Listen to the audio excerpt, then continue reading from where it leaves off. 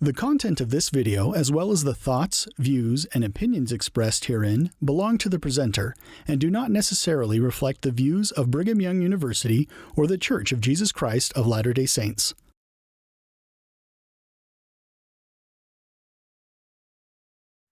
All right, now we're in the 14th verse of the 7th chapter, racing along here. We're in the next chapter already. We've already done a chapter. We've been going too fast at that. Call attention to the 14th verse.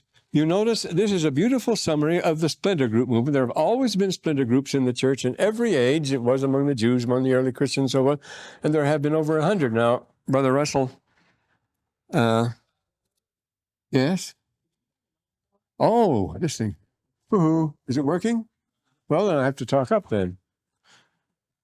The 14th verse, and it talks about the splinter groups that always take place. You're always going to find them, and they're characteristic, and this is the way it happens. They've always been in the church and so forth.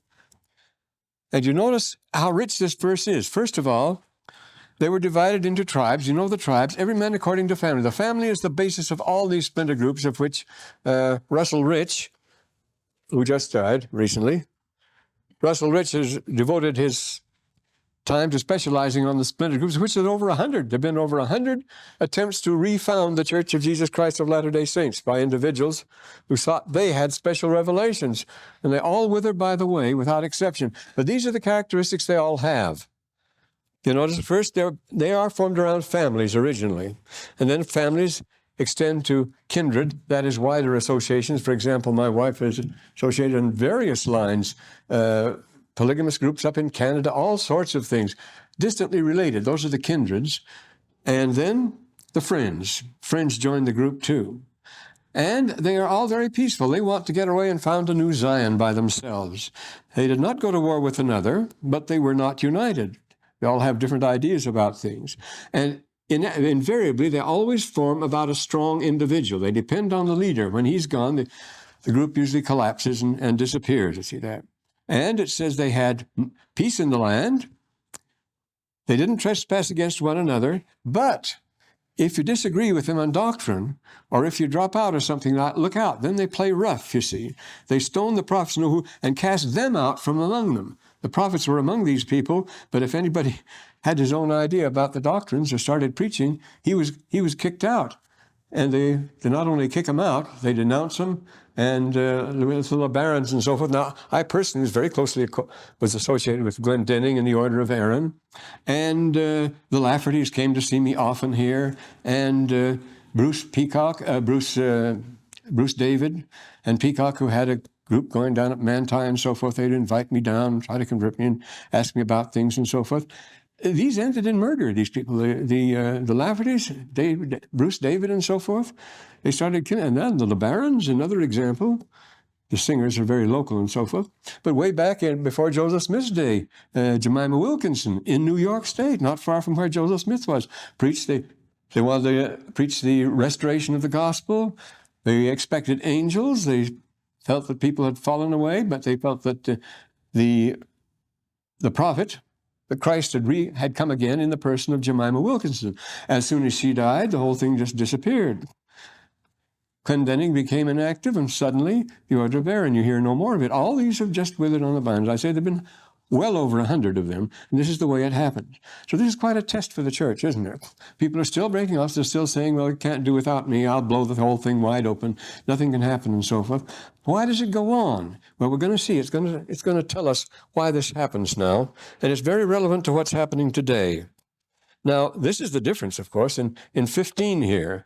Now here we are entering a new dimension entirely. It's Nephi who makes the difference. Notice he's impressed by the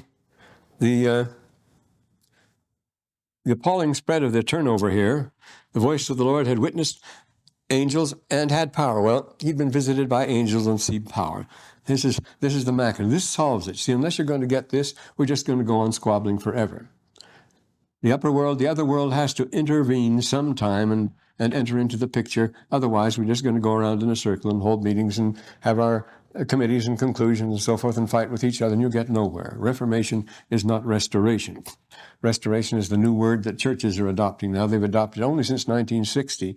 Before that, it was a dirty word. They say Reformation, yes, but restoration, no. The gospel was never taken away. But now, even the Roman Catholic Church is talking about restoration. They're restoring things. But he was, and power given to him, you might know concerning the ministry of Christ. And he was an eyewitness, here was I talking about, to the quick return from righteousness unto the wickedness and their abominations. These lightning switches. He witnessed it, he was impressed by it, and so forth. And this is introducing something more now. The gospel is something more than a successful and a happy life or something like that. No, it's an eternal life, which is a different thing entirely. People don't talk about that. They don't think of it as real. But that's the one. This is what we're talking about, the eternities. We're introducing them into the picture now. And then he has powerful motivation here. From his vantage point, everything is black. Remember Plato's cave. In this world, we're in a cave, in a dark cave. The real world, the sun is shining from behind our backs, but we're facing the wall here and we see our shadows on the wall, and we say, that's the real world, that's the real thing. And when we get on the outside world, we're absolutely dazzled by this. We're blinded by it. We want to get back to our comfortable real world, which is actually in the dark. That's what you have here. It grieved him at the hardness of their hearts. He went forth among them to testify, to minister to them. See, from his vantage point, they were in the cave, and he was grieved to see them there, and he went forth to minister to them.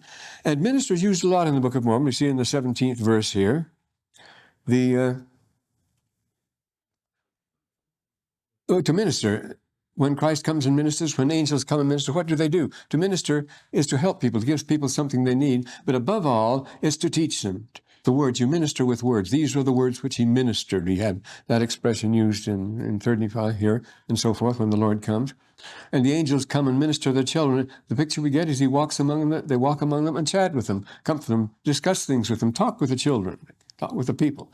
And that's a very clear picture that we have later on there that so impressed the greatest Lutheran divine today, Christopher Stendhal. He gave a talk on that here in 3rd Nephi, which he regarded as one of the great books of Scripture, though he's the head of the Swedish Lutheran Church today. He's the Bishop of Lund, top man.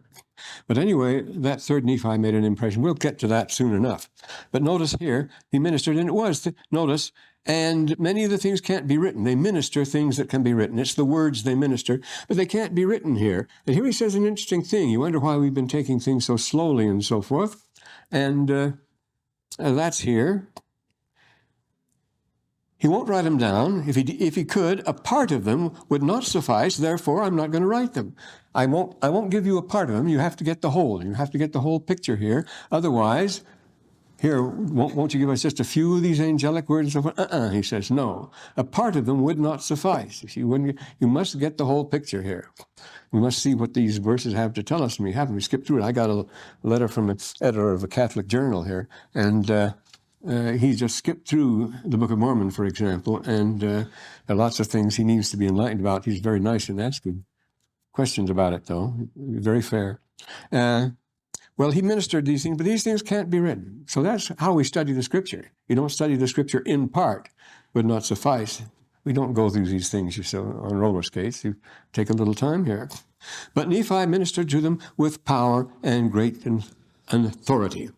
So we ask, this part of the Book of Mormon suffice? He's given us as much as we can take and all we need and all that we should have, too. So that's an important note on curriculum, isn't it? And did Nephi's charisma turn the tide? Absolutely not. They were angry with him. Oh, I should be asking questions here. Well, here we go. Why do you think they got angry with him? Why do you think he offended them? Why do you think he worried? Notice what their reaction was. They didn't say, oh, the guy's a nut and just forget about it.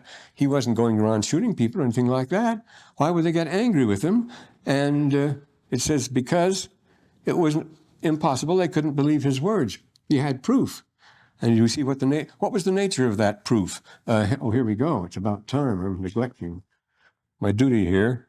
The material, what was the nature of the proof he gave them that they could not deny? You see it right here, don't you? Verse 19 says, in the name of Jesus, he cast out devils, not clean spirits, and the grace of other. And the next verse, They saw it, you see. They couldn't deny it. They saw it, denied, and they witnessed it. Of course they got angry. Well, what would shock them about that? What was the fatal mistake, the fatal crime of Jesus when they decided to put him to death? They didn't decide, the elders and the high priests and the elders didn't decide, and the Pharisees didn't plot against Jesus to put him to death until what miracle? When he raised Lazarus from the dead, that decided them. So after this is too much. Just went around, and so they decided from then on, they planned that he would have to be put to death. So here we have it here. They were angry because they couldn't deny it. It was a culture shock. You see, you don't like to be pulled out of a warm bed in a cold morning. This is a thing that made them furious. They were wild, just like they reacted to Joseph Smith. It would have been all right. They tell us now there were dozens of cults and revivals and nuts running all over the place in Joseph Smith's day. Why couldn't he be dismissed just like that? It was the angel Moroni that spoiled everything, see? And then he turns up with the Book of Mormon. And so the people saw it, and they were angry because they saw his power, and they couldn't deny it. And then, in spite of all that, though, would you expect there to be general conversions? Brother Thompson here? Oh, Brother Thompson? Two Thompsons. Thomas Thompson? Brother Thomas? The next verse. Is this the expected result? Remember the miracle stories of the Christian church from the 5th century on, the Golden Legend and so forth. They deal the miracle stories. The apostles go everywhere in the world, and everywhere they do, all they have to do is perform a great miracle, and everybody, the whole city, joins the church. Peter makes a dead fish speak, and a whole city joins the church. Peter or John slide down on a sunbeam, and they do it in the theater. They wait till the people are all gathered in the great amphitheater. Then they perform these spectacular miracles, whereupon all the people are instantly converted. Well, that's the story that goes on in early Middle Ages. Is that the way it works with the gospel? It didn't work here, did it? It didn't work at all. And why wouldn't it work? I mean, but few were converted. And the only ones that were converted, what converted them? Now, this Catholic editor writes me, it's a very important Catholic German, he wants to know the secret why the Mormons are able to convert so many people, as crazy as they are. And he doesn't call them crazy. He has great respect for this, that, and the other. But he thinks the Book of Mormon is utterly ridiculous. But why is it that people join the church? Well, Saturday, I was visited by a Russian Jew who was a Soviet, who come to this country. He married a Yugoslavian girl. They're here, and you never have met such strong testimony. They've been in the church for, 8 or 10 years now, and absolutely unshakable testimonies. He joined the church, Soviet Russia, as a Jew, you see. Well, what would convert him? What arguments would convert him? What demonstrations would convert him? Or his wife, for that matter. The firmest person I know, who's been a bishop, and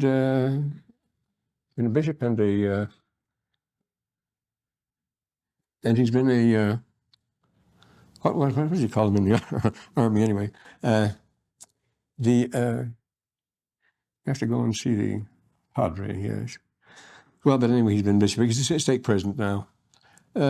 He's a fervid practicing Muslim, see? But he knows the gospel's true. And all the efforts that have been made to shake him are absolutely impossible. You can't do it, you see. Imagine people ganged up on him. He's been denounced this, that, and the other. He believes, like the Brethren believe in that first edition of the Journal of Discourses, that Muhammad was a true prophet. As he says, as his uncle Waraka says, لِهَذِهِ الْأُمِّي, to this people you were a prophet. And that's what the Brethren taught in the early days in this church. But anyway, the fact that he was a fervent Muslim did not stop him. Nothing could stop him. And the fact that he got ill treatment and everything else did not stop him from becoming, was fervently converted to the gospel. And so it goes. And the strongest converts to the church in my mission, the Catholic part of Germany, were the best Catholics, the most fervent Catholics. And you find priests, people like that. So what converts these people? Well, this is it in this verse, and you 10 guesses to see what it is. Brother Thompson, what do you see in this 21st verse? What is it that converts them after all? They were visited by the power and Spirit of God. They were visited. Something came down. It doesn't mean it dwells in you forever after, something like that. But you receive a visit. A visit means something coming from afar to you, something coming to you It wasn't with you before, and it is the power and Spirit of God that visits you, and when that comes, you forget about all your arguments. Now, he was expecting me to give a long explanation, psychological, philosophical, historical, etc., why the church is growing the way it is. That's what this article is about. That's so puzzlesome. And there's only one answer. As Cresmer Sosis told me, I baptized, he was a famous basketball player in his day, you probably wouldn't remember him. Cresmer Sosis, he says, he'd been here a couple of years and seen the way some of the people misbehave here. He was famous. He was world famous in Europe, a star, you know. He was in 4 Olympics. He participated in 4 Olympics, if you can imagine that. Gold medals every time. Well, but he says there are 100 reasons why I shouldn't join this church, and only one reason why I should, because it's true, you see. And so he joined. He said, nothing can stop him. He's been extremely active ever since then. That's been years ago, 15 years ago, excuse me. But, other people, so stupid it is scary. well, what about us today? This is a theory that it's one of the great mysteries of the world, why we're so dumb, isn't it? Here we are, everlasting spirits. Why aren't you a lot smarter than you are? I ask that question, and I know the answer perfectly well. It's my own fault. I don't have to envy anybody else or anything like that. If I'm not a lot smarter than I am, it's my own foolish fault. I haven't used 1/10 of 1% of our capacity, you see. We shy away from it. We're lazy. Not only lazy, but it's rather awesome, these things, you see. Whenever the angel appears, it says angels appearing here, and what's the first reaction? I'll ask somebody else this. This is a nice trick question. Is William Thompson here? Ah, Bill. What's the first reaction when the angels come to the shepherds in the field, or to Mary in her house, or to Zacharias in the temple, or to the apostles on the mount? They're scared stiff. They were sore afraid. And the first thing the angel has to tell them is what? Don't panic. I'm your friend. Yes, I'm an angel come I am an angel come from God, and I bring good news, you see. But why should we panic at an angel, the last thing in the world? Well, of course we do. Living as we do with we living in the depths here, and then talk about a culture shock when somebody comes like that, scare the daylights. We're even scared by ghosts, and a ghost can't really hurt you, you know. But people are, they turn white as a sheet when a ghost sheet appears, you see, because it's different. It's this culture shock. It's from another world. But when it's something lofty and infinitely above us, then we ask the rocks to cover us and the mountains to hide us, rather than have to face this. And of course, the hardest test any of us will ever have to take in the judgment. Hell is a pleasure compared with having to stand in the presence of God and look in his face. You can have that, you see. This would be the worst thing that could happen. You just fold up. You turn to a cinder as far as that goes. All your own doing. It's all been up to you. And the Lord's going to talk a lot about that here when he comes. So that was it. They were angry, and there were few converted, and they were were visited by the Spirit of God. And he did truly manifest unto the people. Now these verses go down here, and so he baptized them. They found a church here. And he ordains men unto this ministry. Now the 25th verse, unto this ministry. Let me see if we had any shrewd questions here. There we are. Yes, and the baptisms, you notice in the 26th chapter here, verse, start picking up on the eve of the great disaster. Now, chapter 8 is psychologically a marvelous thing, isn't it? Something I brought along, yes. This is the great destruction. Notice how it approaches it.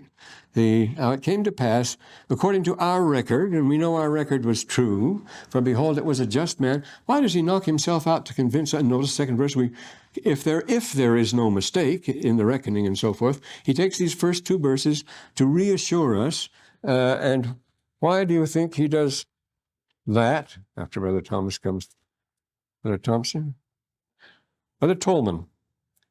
Brother Tom, why do you think he puts himself out here to assure us now? What I'm telling you is the truth. We recorded this as well as we can. We're trying to be as accurate as we can here. Is he going to report an ordinary, everyday affair that everybody would take for granted? You get the impression, what is he preparing us for? He's preparing us for the coming of the Lord. But what's he going to... the Lord doesn't come here. All hell breaks out here, you see. No, it's a terrible time. So what is he preparing us for? Why is he saying, why did he have to reassure us that somebody's telling the truth here? Why would you doubt this? Yes, brother? Yes. Yes, he's going to tell a whopper. See, you might not believe this, but this is what happens. You see, these things happen. That's exactly it. So he has to reassure us, make sure this is exactly the way it is. And you notice, not making it up, but he says, if there's no mistake, and again, he makes allowance that humans make mistakes, but it was an honest man. He did the best he could, keeping the record, and the year was the 33rd year after the Lord had passed away. And then notice how nicely psychologically he builds up here. You get in the, what's the sense of the, we're getting into literature now, but what's the sense of this fourth verse, Brother Towery? Is Brother Towery here? Yes. Brother Towery, what is the sense when he starts saying, like, there began to be great doubtings and disputations among the people, notwithstanding so many signs had been given? That's marvelous prose, isn't it? It's building up. There's a side of tension. There's an ominous hush here. Where you know something's going to happen. You know, what's he preparing us for? What's going on here? And already here we get this mounting tension. And then it begins with just, Yes, but he's preparing them here for something pretty terrible, you see. No, the great event comes after this. See, this is it. Remember, the Lord, it is after the same thing happens in the old world. It is after Sinai. Remember, Sinai was a volcano and the earth shook and the people couldn't approach it. And any that approached were killed, and they had terrible things in the crossing of the Red Sea. After these terrible upheavals of nature, then the Lord came and spoke to Moses and established the covenant. And it was after these terrible upheavals here, then the Lord comes and establishes it again. And in these last days, after the great upheavals, it's the last time he will come then he will come again and bring again Zion with him. So it follows that pattern all along here. And but notice, this attention. First, people began to look with earnestness for the fulfilling of the sign. Space of 3 days, there should be darkness for 3 days. It's going to come. Then there began to be doubtings. Then there's uncertainty, hesitation, disputations, notwithstanding, restlessness, feeling of malaise. People, something is going to happen, like you have before an earthquake. And then they give the date here, the 30, for a big event, you see, the Big Bang.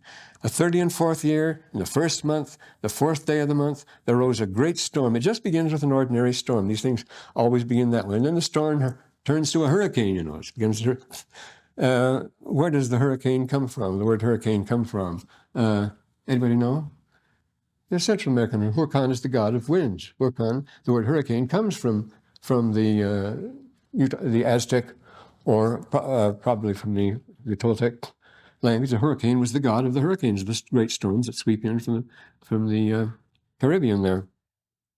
So the storm turns to a hurricane. We've all seen that happen. Well, I've listed the things here, and this is an interesting thing. We'll notice here the order in which these things are given. Remember, we've had all sorts of, we've oversimplified this picture, the Latter-day Saints have. Brother Towery, yes, Brother Towery over here. Have you, I suppose not in your day, they didn't teach it, but they used to tell us the Rocky Mountains and the Andes were the result of this earthquake. Would you believe anything like that? A lot of nonsense, isn't it? These mountains out here weren't formed in that, were they? What does this describe? It describes a good earthquake, 8.5 maybe on the Richter scale, not higher than that.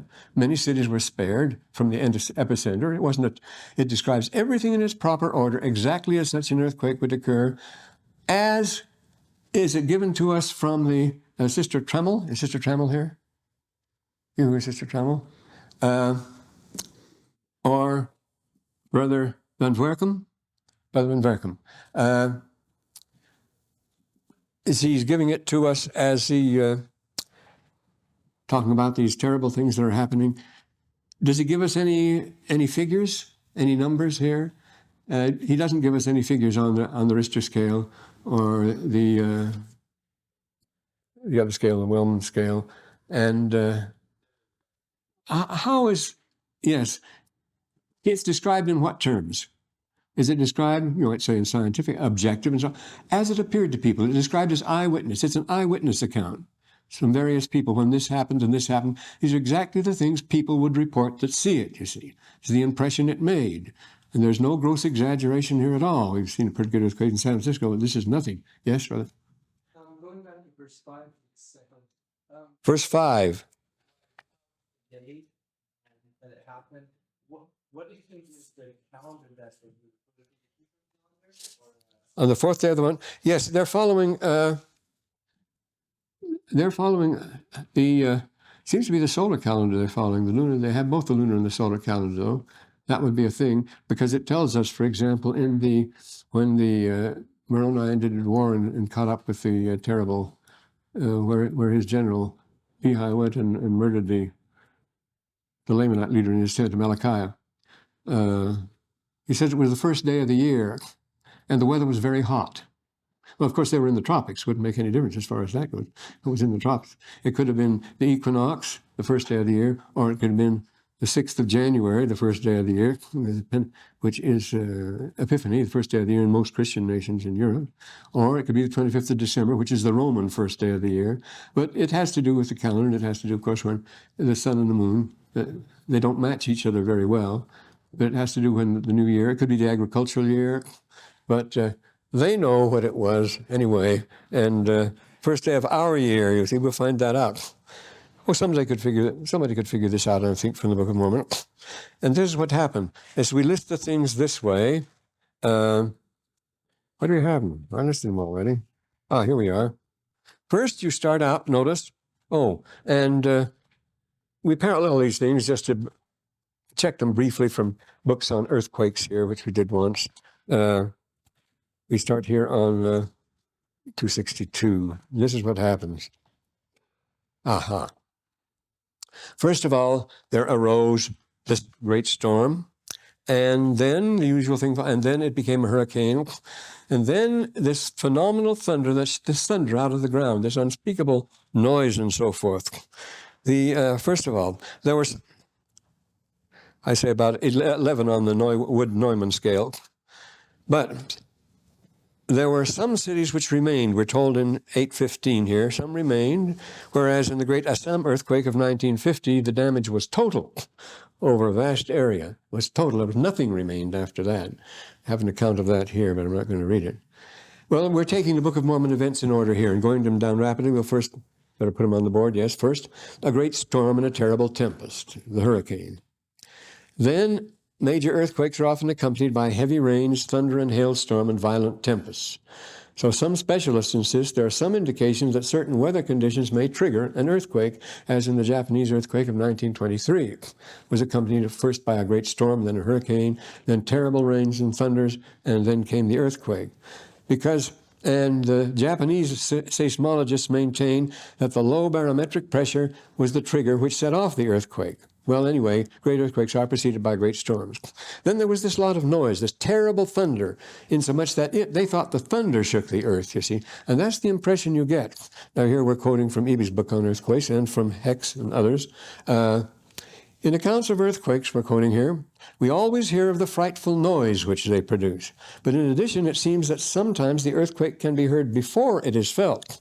This is difficult to explain. One should feel the shock before hearing it. The thunder seems to shake the earth, since the sound always appears to come from the ground beneath the observer. Now, that's the peculiar type of noise we're getting here. It is not ordinary thunder, you see.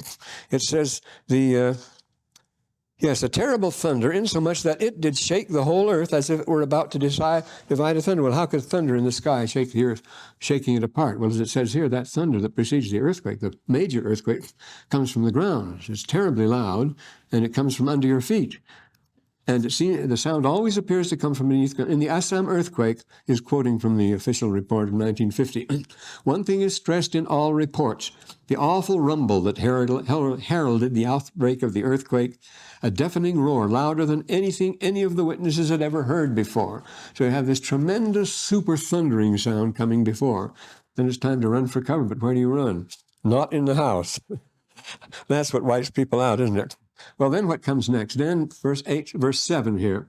There are exceeding sharp lightnings. Of course, that's what you're going to have. Of course, with updrafts and downdrafts and all that friction up there and all those ionized particles flying around like crazy.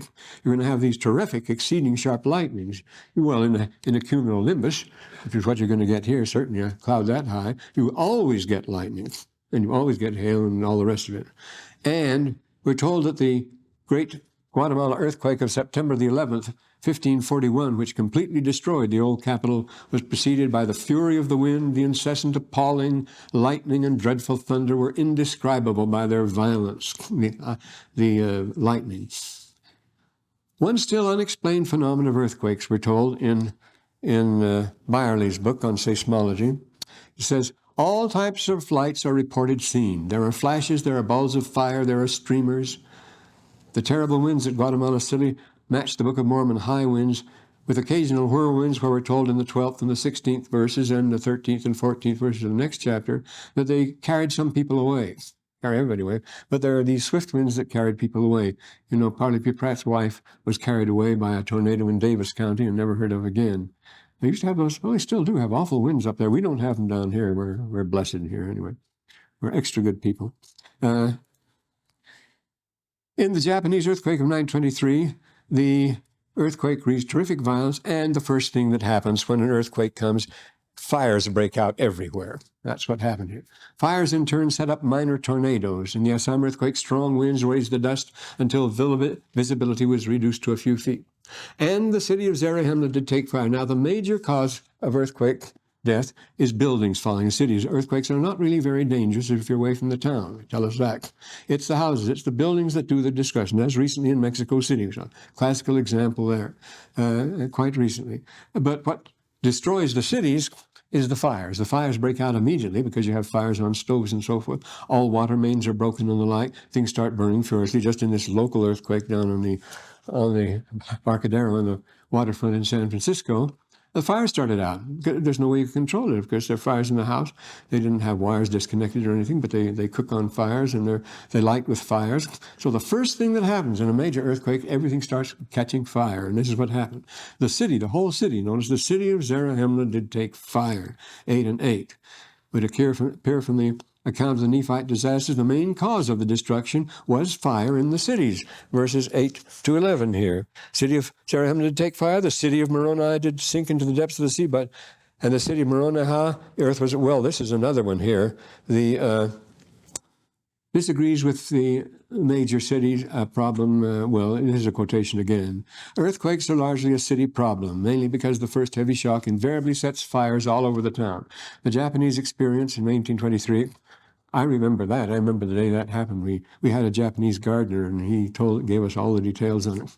Wind-driven flames were shown to be more dangerous than the greatest earthquake, he tells us here. Well, anyway, and now we have the tsunami. That always follows on the coast, you see. Cities have the tsunami. That's the great tidal wave that invariably follows the earthquakes, and it drowns the cities. The city of Moroni did sink into the depths of the sea. We were told that it was on the coast. Of course, it'd be on the coast. Sank into the depths of the sea. And this is the tsunami. You know what? This is the Japanese word for earthquake. It's so regular. It's a regular phenomenon. They always include this in the earthquake. This is this tidal wave, sometimes 100 feet high. In the great earthquake of Lisbon in 1730, was it the one that Voltaire wrote about and so forth, and produced Candide. 3,000 people went out. They had a brand new jetty built for the city, and the people went out to escape the fall of the building and so forth. The people went out on the new jetty, and the crack opened and swallowed the whole jetty with all 3,000 people. That was a tremendous earthquake. That turned Europe into atheists. People said God should never have allowed that. The whole city of Lisbon was just wiped out, and that's why that cynical story of Voltaire is about, that's what it's about, the Candide. Can you believe anything when God would do that?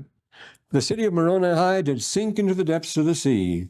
This tsunami or sea wave, quoting again, whom we're quoting from 12, we're quoting from Tassieff, a book on earthquake, a very good book on earthquakes called When the Earth Trembles.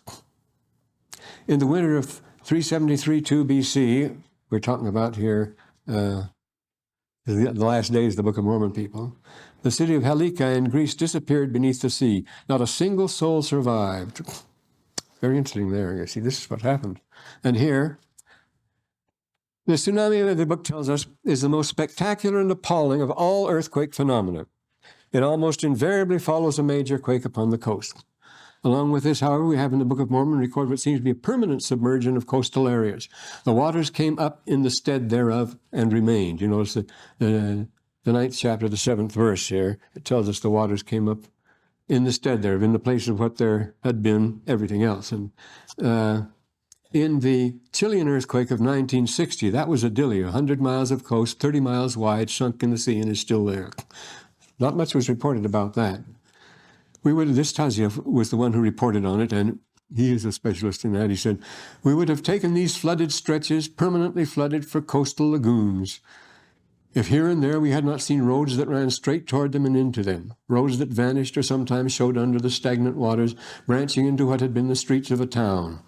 And then in the New Madrid earthquake, we're hearing more reports about that recently, of 1811, 2 vast tracts of land, 30,000 square miles, they tell us, were covered with fresh water, both the damming of streams and the bursting out of numerous earthquake blows or fountains, flooding the newly submerged areas.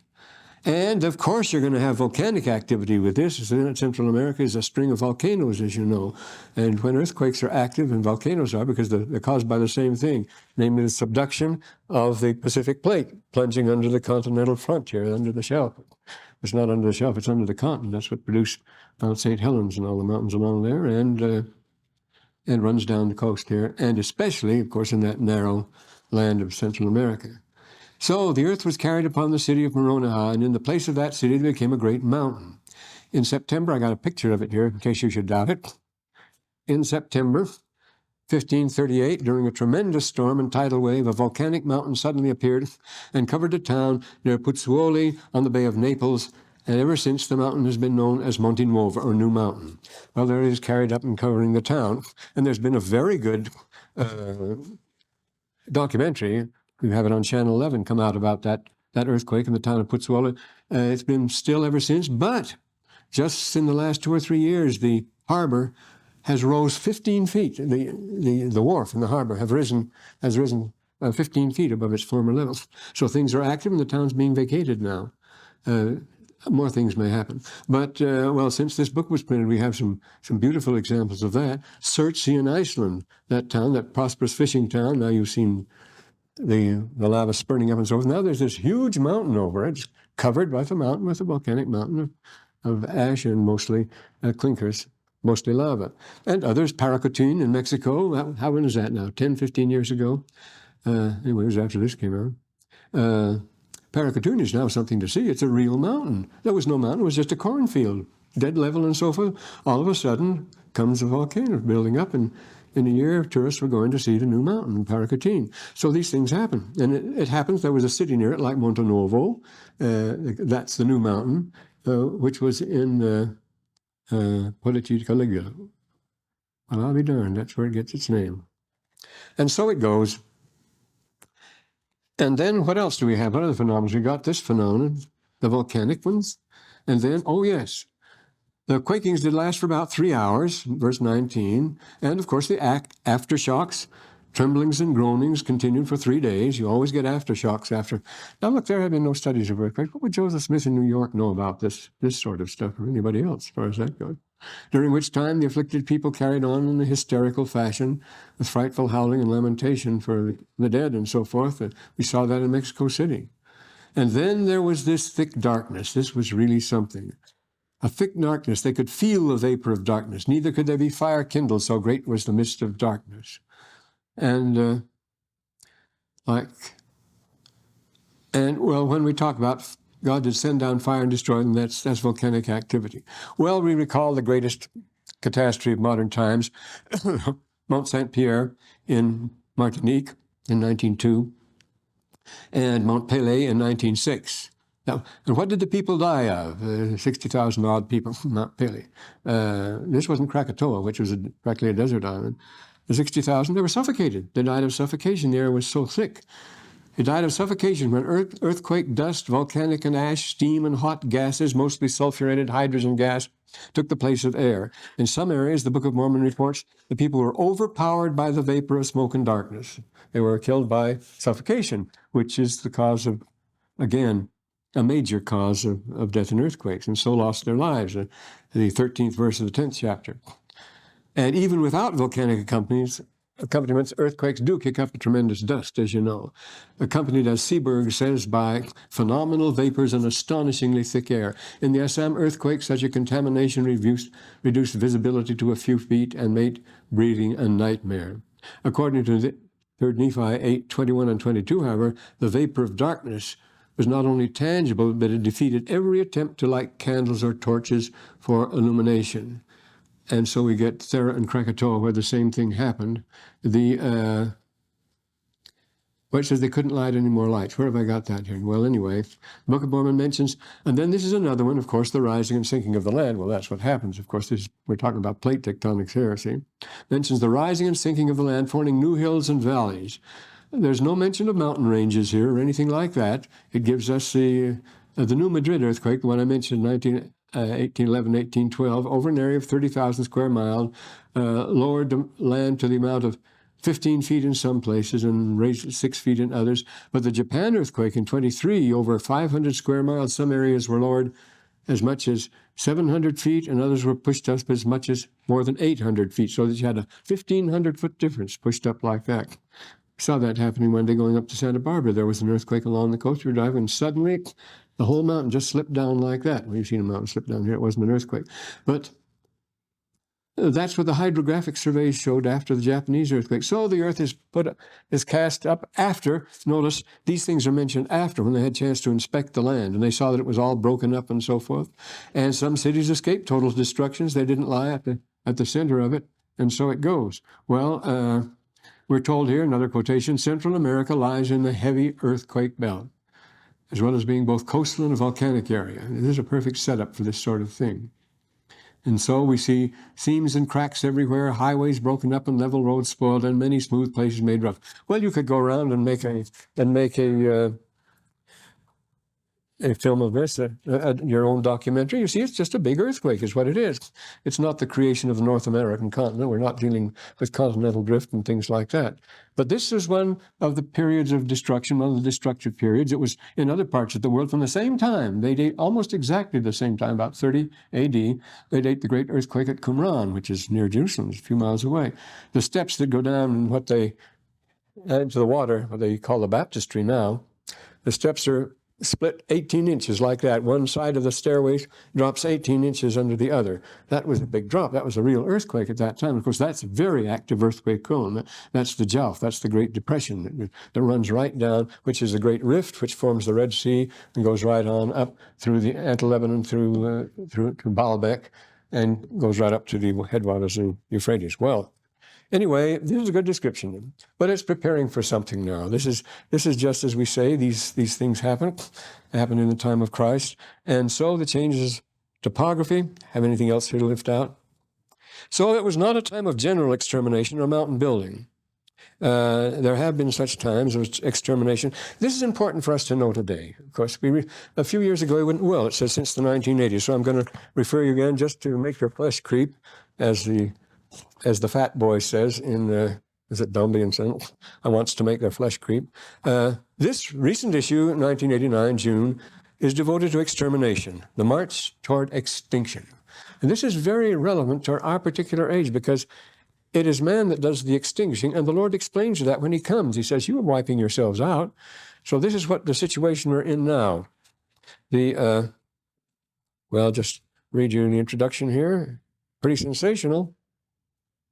I notice I included in here a quotation from Charles Lyell's Principles of Geology, which was used for many years here at the BYU. There's an 1892 edition way back then. It was in their library here. And it was the great discovery of the geologists that everything happens at a uniform pace, uniformitarianism, never any faster, never any slower. The same forces are at work everywhere with infinite slowness, gradualness. It's the secure Victorian idea, meliorism too. Things were getting better. Irresistibly was the expression. Well, this is the way it starts out here. The philosopher at last has become convinced of the undeviating uniformity of secondary causes, and guided by this faith, by faith in this principle, often rejects the fabulous tales of former times, of violent upheavals and volcanoes and things, on the ground of their being irreconcilable with the experience of more enlightened ages. We just don't have those things happen. They just don't happen to nice people, you see.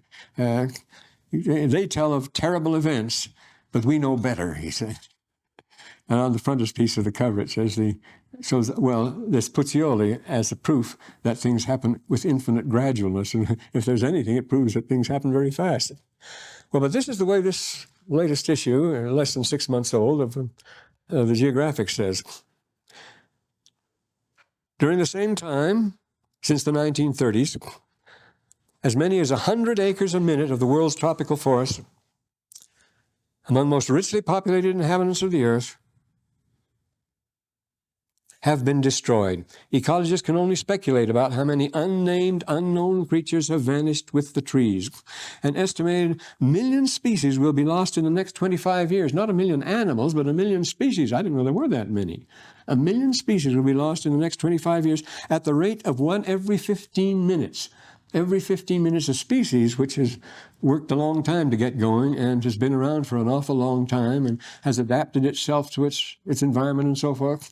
Every 15 minutes it disappears. Well, something, the whole earth is being readjusted. Something is happening. Something is preparing. Something's going on. These great periods of extermination, it goes on.